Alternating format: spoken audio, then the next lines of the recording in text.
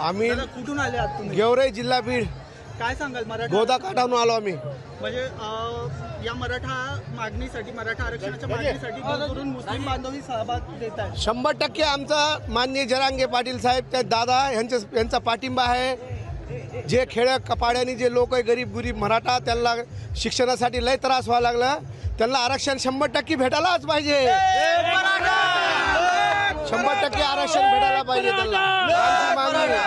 आरक्षण आमच्या हक्काचं। तसं नाही, आम्ही सगळे मुस्लिम, मराठा मुस्लिम धनगर माडी सगळे एक आहे। आमच्या खेड्यापाड्यात आम्ही सगळे एक आहे। नुसतं राजकारणामध्ये सगळे चाललं आहे, दुसरं काय काम नाही।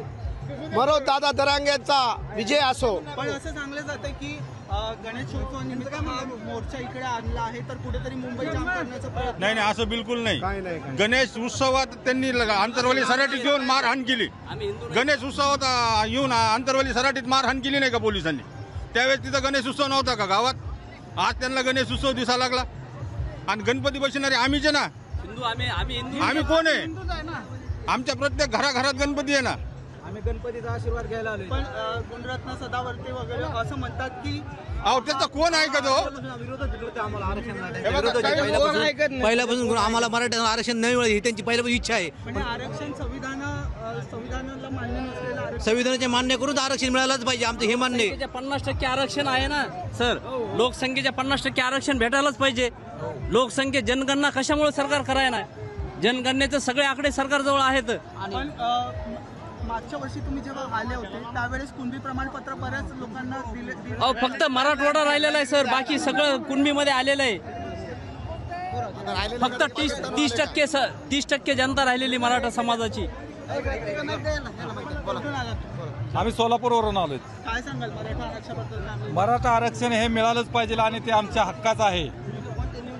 पण कुठेतरी ओबीसी नेत्यांकडून त्या आरक्षणाचा विरोध होता की हे मान्य नाही। म्हणजे ओबीसीचा आणि आरक्षणाचा काही संबंध नाही। ओबीसी आणि 50%च्या आत सर्वांनाच आरक्षणाची गरज आहे आणि ते मिळालं पाहिजे। पण तुमची मागणी अशी आहे की ओबीसीच्या कोट्यातून मराठ्यांना आरक्षण, मग 50%च्या पुढे गेल्यानंतर लोकसंख्येच्या नुसार 50%तच सर्व आरक्षण बसले पाहिजे।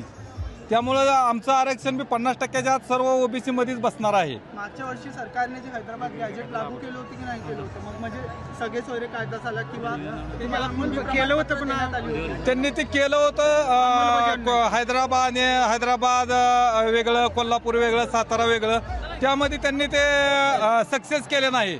त्यांनी फक्त दिशाभूल केली आणि पाठीमागच्या वर्षी आम्हाला रिटर्न लावलं, पण आम्ही आता यावेळेस आरक्षण घेतल्याशिवाय जाणार नाही, हीच आमची ठाम भूमिका आहे। सरकारनं आम्हाला 1 वर्ष भूलथापित घेतलं। सरकारने 1 वर्ष आम्हाला भूलथापित घेतलं। आता आरक्षण देतो मग देतो, काही दिलं नाही आतापर्यंत।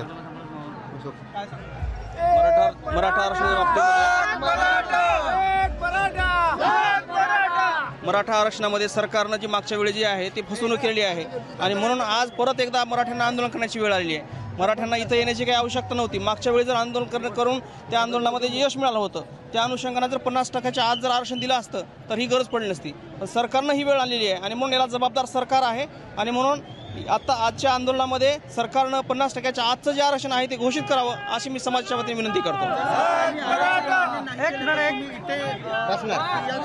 कायदेशीर मार्गाने माननीय जरांगे पाटील जे निर्णय घेतील ते आमच्या सर्व मराठा बांधवाला मान्य आहे आणि कुठल्याही प्रकारचा कायदा जो आहे तो आम्ही इथं समाज बांधव हातामध्ये घेणार नाहीत।